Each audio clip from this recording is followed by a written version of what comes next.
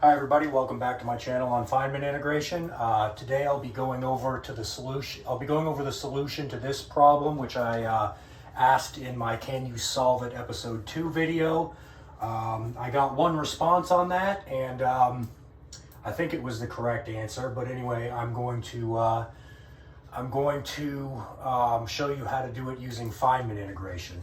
And also, we're just going to use this fact that the integral from 0 to infinity of cosine tx over x squared plus 1 dx is equal to pi over 2 times e to the t. And I showed that in 2 different videos. I believe it was example number 10, and then the video titled I Finally Figured It Out. And I'll link to those videos in the description. So to start, what you don't want to do is just put a t in front of that x and then start taking derivatives with respect to t using the Leibniz rule. What you want to do first is recognize this, that sine cubed x can be written like this. It's actually equal to 3 sine x minus sine 3x all over 4. And there's a bunch of different ways you can get to that. I like to use Moivre's theorem to prove trig identities, and I will also link to that video where I went over Moivre's theorem and how to use it to find various trig identities. But anyway, we're going to be using this.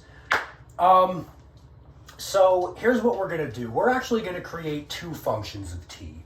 Our first function of t is going to be this. We'll label it f of t. And it will be the integral from 0 to infinity of sine tx over x times x squared plus 1 dx.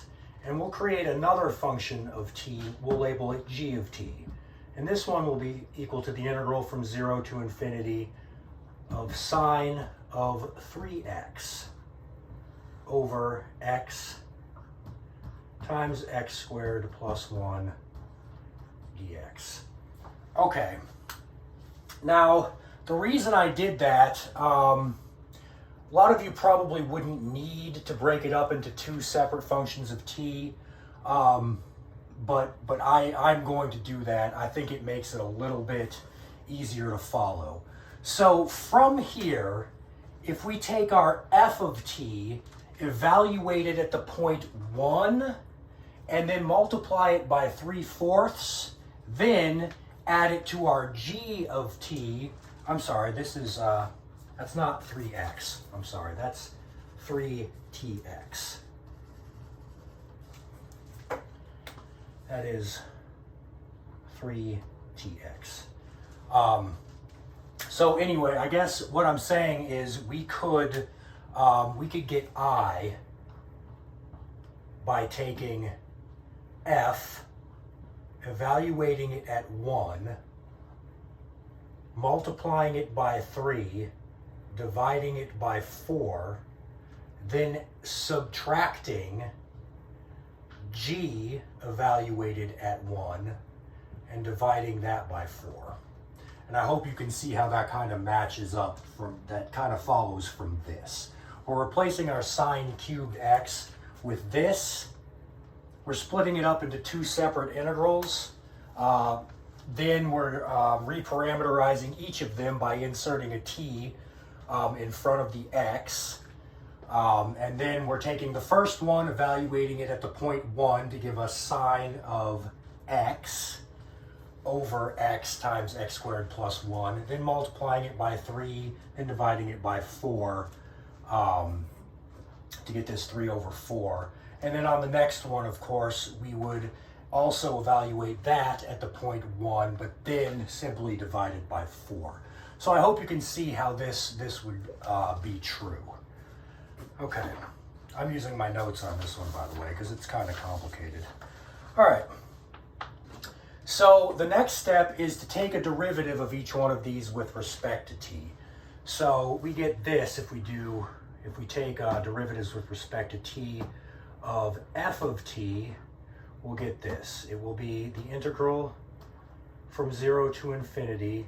The derivative of sine is cosine. We will still have the tx, but it will only be over x squared plus 1,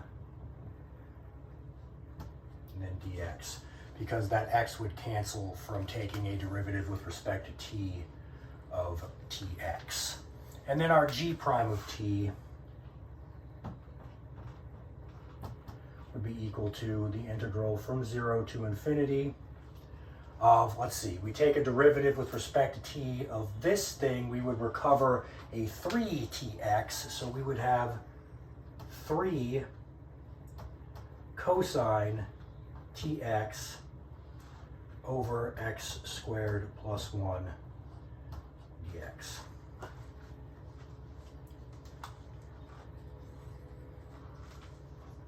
Okay. And then from here, we can use this fact to get this. This would give us, well, let's see. Our first one matches this exactly.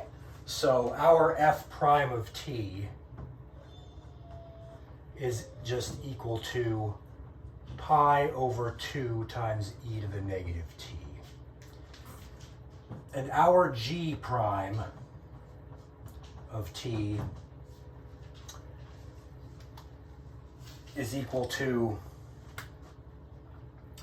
well, let's see, if we took the derivative, let's see, it would just be this, only our t would actually be 3t in this case. Okay, this is actually cosine of 3tx. I apologize for that.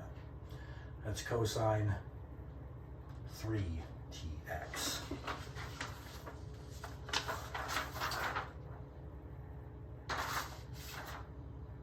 Yeah.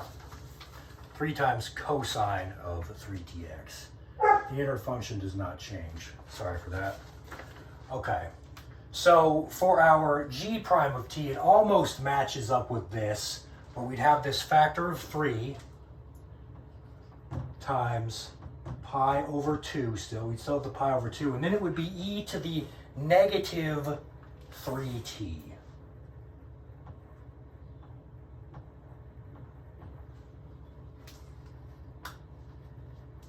Yep. 3 pi over 2 times e to the negative 3t, and I'll rewrite it like that. That is 3 pi over 2 times e to the negative 3t.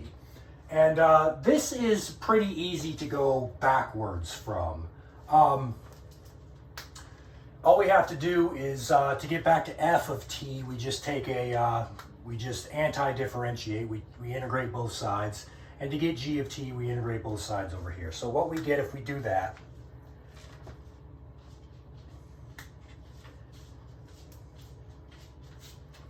is this. That would be f of t is equal to the antiderivative of this thing with respect to t. So we'd still have the pi over 2. And then we'd have the antiderivative of e to the negative t, which would still just be e to the negative t, only we'd get a negative sign. But we'd also have a plus c. So now we need to find out what value we can plug in for t to make this integral easily evaluatable. I don't know, I'm not sure how you say that. Evaluatable? Easy to evaluate. And obviously you would plug in 0, because then the entire thing would converge to 0.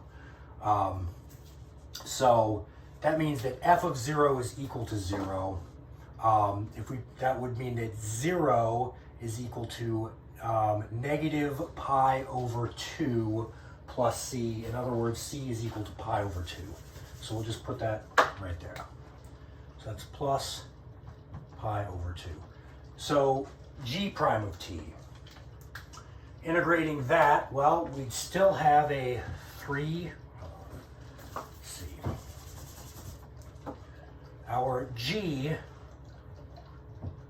of t would be the antiderivative of this with respect to t. This is constant, so we'd still have 3 pi over 2, then times the antiderivative of this. Well, we'd recover a negative sign, and then we'd still have the e to the negative 3t, but it would now be over negative 3. Well, I'm sorry, we already accounted for the negative sign, so it would really be over 3. So this 3 right here would just go away, and it would just be pi over 2, or negative pi over 2 times e to the negative 3t. Yeah.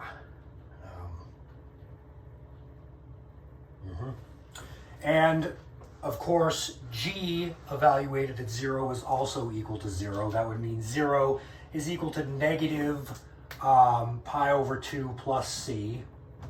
In other words, c would be pi over 2 again. So we just get a plus pi over 2. Okay, so now we're almost done. Now we have expressions for f and g of t that are purely just in terms of t. There's no integrals involved, so we just have to start plugging in values. So this is going to give us I, and let's be careful here, that's equal to 3 times f evaluated at 1. Well, that would be, let's see, f evaluated at 1, we'd get a negative pi over 2 times e to the negative 3 plus pi over 2. And then that would be minus g evaluated at 1. I'm going to have to write this a little bit smaller, it looks like. In fact, I don't think you need to see I don't think you need to see these steps. I think from here, now that we have f of t and g of t, it's simply a matter of plugging in values. So I'm just going to jump right to the answer. And here's the answer. The answer is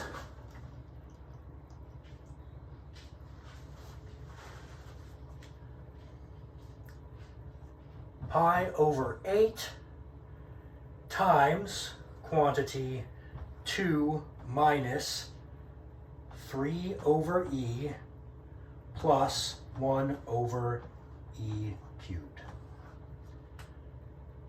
And that's equal to I. Yeah, I don't think you guys need to see me plug in a bunch of values and do a bunch of arithmetic and algebra. This is what you get. Once you get here, the work is done. And then it's just plugging in values. So yeah, that's the answer to that integral. I believe I got one response, and I believe they got the correct answer, although it was written slightly different. So anyway, there you go. Hope you enjoyed that.